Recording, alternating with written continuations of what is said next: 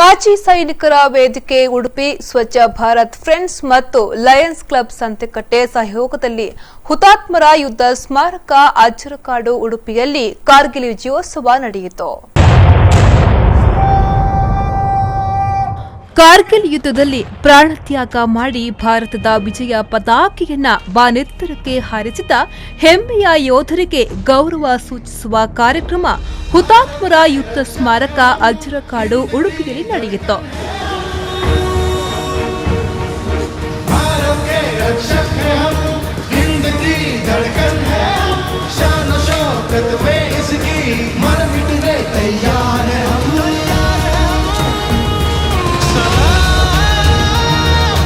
ಸಮಾಜ ಸೇವಕರಾದ ವಿಶು ಶೆಟ್ಟಿ ಅಂಬಲಪಾಡಿ, ಹನುಮಾನ್ ಸಂಸ್ಥೆಯ ವಿಲಾಸ್ ನಾಯಕ್, ನಗರಸಭಾ ಸದಸ್ಯ ಶ್ಯಾಮ್ ಪ್ರಸಾದ್ ಕುಟುವರನ್ನ ಈ ಸಂದರ್ಭ ಗುರುತಿಸಲಾಯಿತು.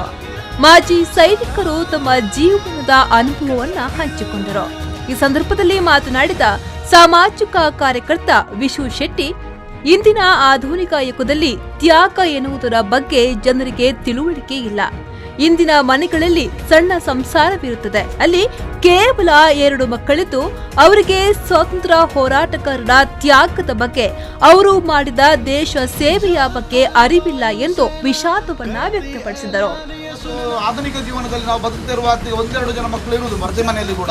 ಆ ಮಕ್ಕಳಿಗೆ ಕೂಡ ಉಂಟಲ್ಲ, ನಮ್ಮ ಹಿರಿಯರು ಸ್ವಾತಂತ್ರ್ಯ ಹೋರಾಟಗಾರರು ಯೋಧರು ಏನು ತ್ಯಾಗ ಮಾಡಿದ್ದಾರೆ, ಅವರು ಏನು ಬದುಕನ್ನೇ ಬಿಟ್ಟು ಹೋಗಿದ್ದಾರೆ, ಎಷ್ಟು ಸಣ್ಣ ನಮ್ಮ ತ್ಯಾಗದ ಬಗ್ಗೆ ಅಥವಾ ಹೋರಾಟದ ಬಗ್ಗೆ ಖಂಡಿತ ಅವರಿಗೆ ಯಾವುದೇ ಒಂದು ವಿಷಯ ಗೊತ್ತಿರುವುದಿಲ್ಲ. ಆ ತ್ಯಾಗ ಭಾರತದ ರಾಷ್ಟ್ರಧ್ವಜವನ್ನ ಸಂಘದ ಉಪಾಧ್ಯಕ್ಷರಾದ ದಿನೇಶ್ ನಾಯಕ್ ಧ್ವಜಾರೋಹಣಗೈಯುವ ಮೂಲಕ ಕಾರ್ಯಕ್ರಮವನ್ನ ಪ್ರಾರಂಭಿಸಲಾಯಿತು.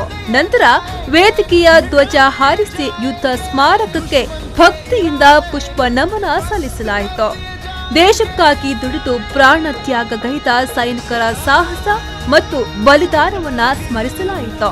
ಈ ಸಂದರ್ಭದಲ್ಲಿ ಕಾರ್ಯದರ್ಶಿ ಎಟಿಎ ಗಣೇಶ್ ರಾವ್, ಕೋಶಾಧಿಕಾರಿ ಗಣಪತಿ ಶೆಟ್ಟಿ, ರಘುಪತಿ ರಾವ್, ಸುಭಾಷ್ ವಿಶ್ವನಾಥ್ ಹಂದೆ, ಪರಮಶಿವ, ಶ್ರೀಮತಿ ಧೋರತಿ ಹಾಗೂ ಮಾಜಿ ಸೈನಿಕರು ಹಾಜರಿದ್ದರು.